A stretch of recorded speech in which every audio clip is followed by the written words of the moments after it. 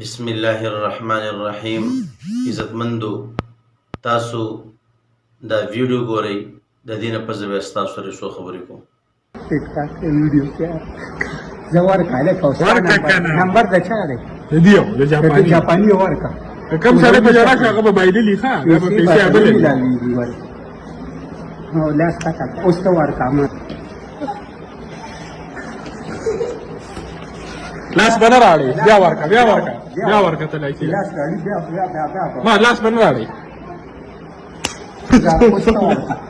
جاپانی ورکا جاپانیا ما پیسې بناله بیا هغه وګټلې ښه پیسې. عزتمندو، تاسو دا ویډیو کتله، د دې کې دا دوه ماشومان دي او دوی یو بل په مخ باندې وهي. جړالم راغلي تر دې چې بیا به کې اخر کې یو به جړا شي او دا خپل مشران چې کوم دی په دغې سپېړو په دغې وهلو باندې چې کوم دی وروستي دي. نو حدیث مبارک کې راځي د 3 کسانو نه قلم اوچت شوی دی، یعنې په هغوی باندې حساب کتاب نشته دی.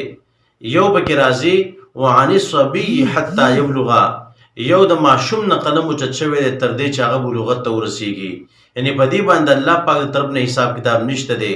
او موږ هغه غیر مکلف کسان چې په هغوی باندې د الله پاک د طرف نه څه نشته دی، هغوی په خپل منځ کې جنګو، هغوی خو نه پوهېږي یو بل وهي تر دې چې به جړا شي. کله به موږ هغه بې زبانه ځناور هغه سپي جنګو، کله به موږ چرګان او بانګیان جنګو، او کله به موږ ماشومان او دغه انسانان جنګو. کله به په موږ کې عقل راځي، حالانکه دغه پښتانه دي، دغه مسلمانان دي، او دغه غلط کار چې کوم دی هغوی کړی دی چې هغه ماشومان هغوی یو بل وهي او دوی ورته چې ووهه. نو داسې کار نه دی پکار، داسې غلط او ناروا کار نه دی پکار. او چې بیا یې وکې نو بیا سوشل میډیا له سره راوړئ، بیا د دې ویډیو ولې وایرل کې، ولې بیا د دې ویډیو ورکې چې خلک تا ته چې دا غلط او بیکار انسان دی. نو داسې کار نه دی پکار. چا چې دا کار کړی دی هغوی به دا ویډیو ګوري، غلط کار یې کړی دی، ناروا کار یې کړی دی، ظلم او زیاتۍ کړی دی.